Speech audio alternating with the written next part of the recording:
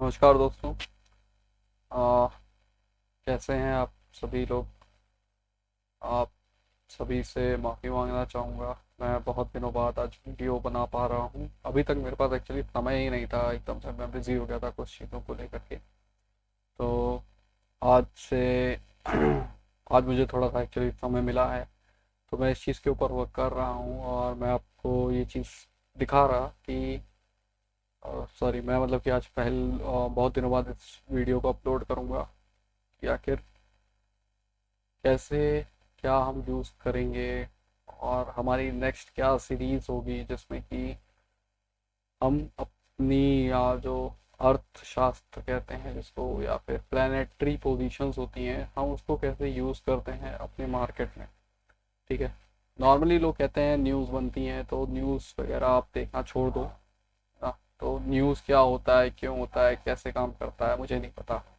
मैं actually market के लिए न्यूज़ नहीं देखता, है ना।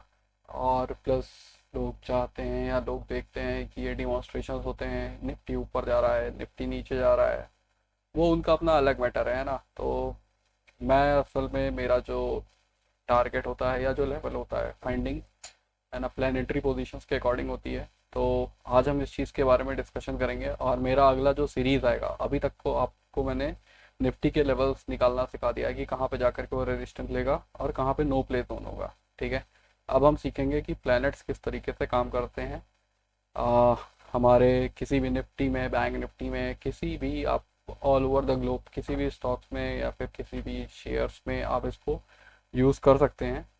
आपको जैसे भी सही लगता है, जहाँ पे भी यूज़ करना चाहें आप, है ना। तो हम सीरीज़ का पहला पार्ट स्टार्ट करते हैं। इसका धीमे धीमे मैं पार्ट निकालूंगा क्योंकि एक्चुअली थोड़ा सा टफ पड़ेगा अब इसको सीखना।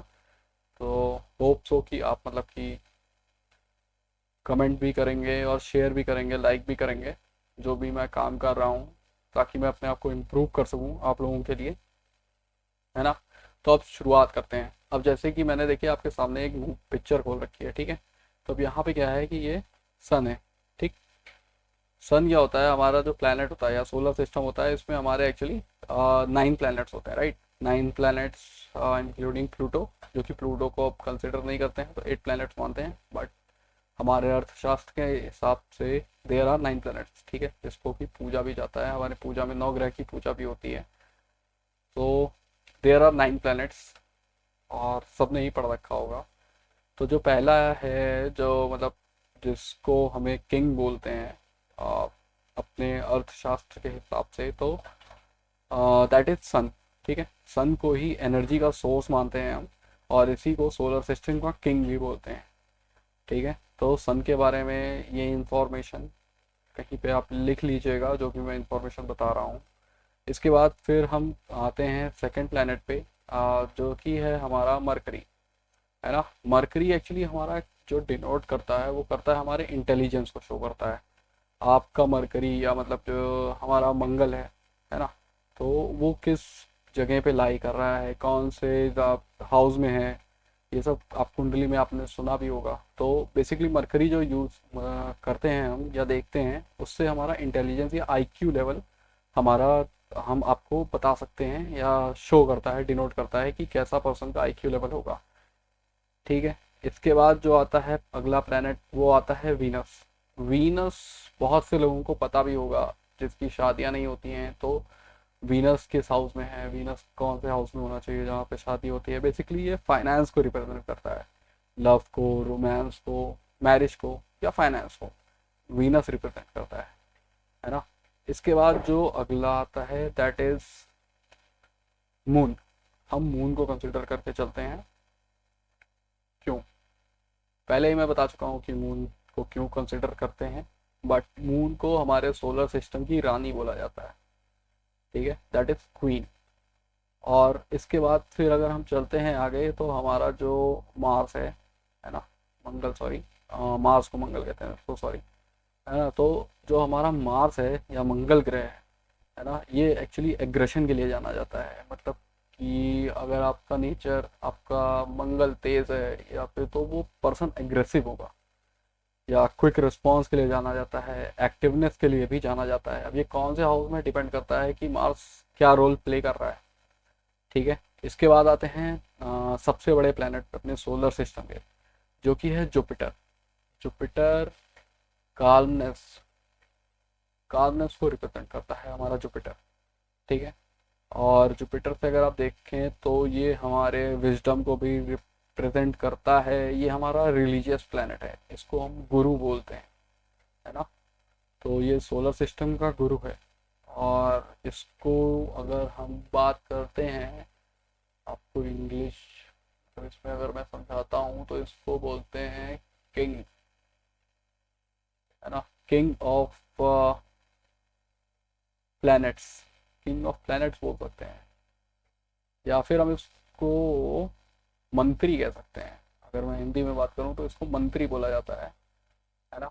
और बाकी सैटर्न को, आपको पता ही है कि सैटर्न को हम बेसिकली जो वो बात करते हैं अगर सैटर्न की, तो हमें हमारे आ, जो प्लानिटरी पोजीशंस हैं इसमें सैटर्न को बेसिकली शनिदेव बोलते हैं, है ना।